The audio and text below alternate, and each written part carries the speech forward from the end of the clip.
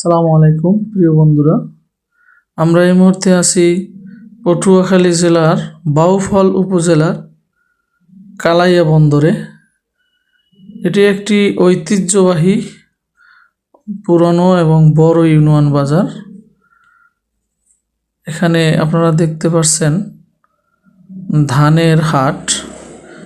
এখানে প্রতি সোমবার এখানে হাট মিলে।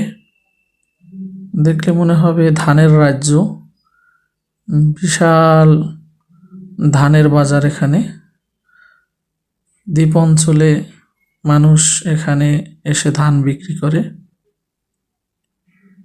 খুবই পুরাতন এবং ইউনিয়ন বাজার হিসেবে সবচেয়ে বড় এবং পুরনো বাজার এই অঞ্চলের ঐতিহ্যবাহী বাজার কালাইয়া বন্দর।